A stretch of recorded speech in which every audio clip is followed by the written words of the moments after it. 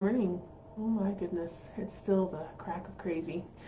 Hi, I'm Danielle, and I help anxious female overachievers avoid burnout and create balance in their life without medication. Instead, we create systems, processes, and boundaries that don't cause guilt and still allow you to move through things and make sure that you have a nice work-life balance and that you feel fulfilled and are still able to maintain that overachieving pace that we love so much. You may not know I have a history of traumas and anxiety, and frankly being an overachiever my entire life, and I wore the anxiety label for about 40 years, and somewhere in the last 18 months I realized, oh my gosh, I don't have anxiety anymore. That doesn't mean that I don't have times where I feel a little bit anxious. Of course, that happens, but I now have the techniques in place to help me avoid having a full on panic attack. And also in 2021, I was actually able to avoid the second burnout of my life. So, this is why this is my life's mission now, is to help anxious female overachievers like me avoid burnout without medication or guilt, and then together we create those processes, systems, and boundaries that ensure that you've got that great life. So, on that same note, today what I want to talk about is limiting beliefs. And limiting beliefs are something that really are an enormous obstacle, and I don't think that we really give them enough attention in our day-to-day lives. I'm going to start off on a little bit of a different track first. We're going to talk first about the difference between personality and identity.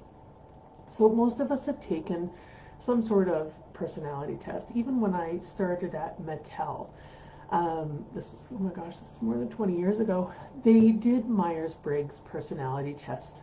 Certainly it was just to uncover whether or not I had any core traits that would align well with what their mission, vision, values, strategies are. And it turns out that I was a good fit, so yay me. But personality tests are becoming more and more popular. Even Facebook has these personality tests. I'm sure you've seen them. What does your favorite color say about you? Click here and find out. OMG games, WoW games, I don't even remember what they're called. I don't really do them, but I see them on my friends' timelines. So these personality tests, it's an interesting phenomenon because it's almost as though we're looking for validation of who we already know we are, right? So I want to talk a little bit about what is the difference between personality and identity, because identity is kind of this secret little interior world. We keep it hidden, we keep it safe, we don't let too many others in to see it, we're very protective of it.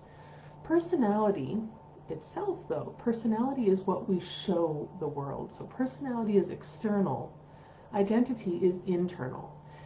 And when we're talking about limiting beliefs, that is an internal monologue that's happening. Okay? So those are the places that we need to uncover, we need to figure out the root of, and we need to get past. And this is one of the things that I want to work with my clients on.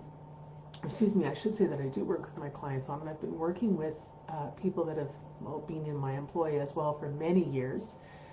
Limiting beliefs are little stories that we tell ourselves that shape whether or not we will or won't, that shape whether or not we can or can't. Some of the most common limiting beliefs are things like fear of failure. I'm understanding that a lot of people now are recognizing that in some cases it's not a fear of failure, it's a fear of success. Many of us have a fear that we're not good enough. We're not good enough to do the thing, go to the place, deserve the job. It's about being deserving. We fear being lovable. We fear rejection. We fear negative, sorry, not negative. We have negative beliefs about being rich. So imagine if you think that all rich people are a certain way, and to your mind, it's not a nice way to be. You know, that some common stereotypes are that rich people are snooty and elitist. And if that's what you believe, then you actually unknowingly create these obstacles for yourself on your path to trying to get rich. And it's because you've got this little voice in the back of your head saying, you don't want to be like them. Oh my gosh, rich people are awful. You don't want to be like them.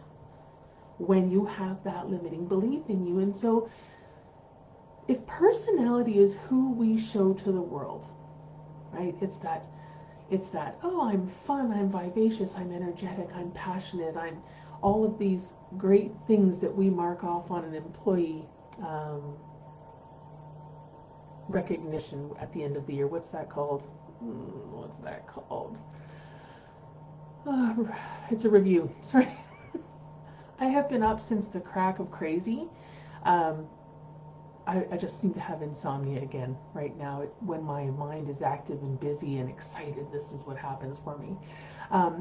So when you have personality traits, the thing about those is you can decide very quickly and easily to change those. And quite often society's influence will change those and change them quickly. We know that if we are in a classroom and we're constantly talking and the teacher reprimands us and says something biting, we're not always quick to do it again. Some of us have the personality of being defiant. Most of us don't. We like to be compliant. And so these are personality behaviors, traits, that, if you will, that we actually use to show the world who we are. But they do change with the person we are with.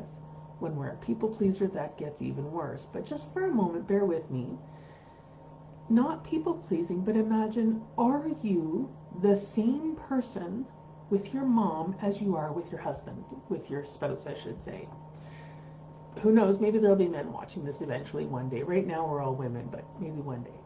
So are you the same with your mom as you are with your spouse?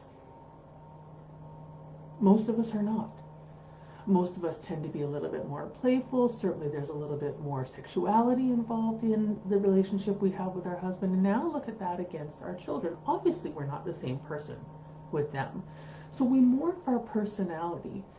Our identity, though, does not change. It certainly doesn't change as fluidly as personality does. Identity, when we're doing the work, as they call it, identity is what we're really trying to change. It's how we view ourselves. It's what we tell ourselves. It's what we believe about ourselves. So my goal as a coach is to help you to uncover those limiting beliefs so that we can help you move past them, change and reprogram what you believe about yourself so that you can move forward and actually achieve the success that you're looking for. Some people are looking to have success in their personal life. I can recall a time when I was a bit of a bear at home because of how stressed I was trying to achieve so much in my job. And initially I didn't understand that. I didn't know that I was actually behaving that way at home as a result of the stress that I was feeling at work. So for some of us, we want to change who we are in one situation or another. But what's going to happen when we start to change our identity, when we start to change our limiting beliefs, we're going to change everywhere. And hopefully this is a good thing, because what it means is that we're moving forward in life. If we could think of identity as the sum of our character, the sum of our values and our beliefs, it's about maturity. If you think about it from that perspective, that self-awareness, we want that to transmutate into self-management, self-regulation. So it's one thing to be aware of who we are, what we believe, and what we do. It's quite another to actually be, I don't want to use the word control, but to have more control over that. The choices that we make. You know, if we have a choice to be reactive or responsive, and so making these changes in our identity, although they are a slow process, certainly more slow than changing our personality, they're so fundamentally worthwhile because they actually will carry through no matter what changes we make in our personality. Do I want to be fun Danielle today, or do I want to be grumpy Danielle today? Regardless of which one it's going to be, I'll always have integrity. I'll always conduct myself with integrity, and I will always believe that I have integrity, that I am trustworthy. It won't matter what character I'm demonstrating today. Is this making sense? I hope it is. So listen, I just wanted to come on super quickly this morning. Yesterday I had wanted to do a decision making live with everyone, and some things have come up, and this is really, I thought this was more important today than decision making. So we will get on to doing decision making, but here's the thing. I want to challenge everyone to ask yourself, what are my limiting beliefs? What do I believe about myself? And do a journal entry about that today. Would you do that for me? And if you're willing to share what your outcomes are, that would be fantastic. I will tell you just super quickly, I never realized until about a year ago that I had a limiting belief about being financially secure, shall we say. Not about being rich in particular, because, well, there you go, there's the limiting belief. I never believed I would be rich. I always believed I would simply be financially secure. And so this was a belief that would actually affect my decision making, right? If I believed I couldn't, I wouldn't try. Does that make sense? So if you were to imagine, if you believe you can't possibly win, you won't try. If you believe you're lucky, you'll take more risks. If you believe you're not lovable, you won't put yourself out there, you won't ask a man or woman out for a date. Same goes with the fear of rejection. Do you see how these things stop us from actually living our best life?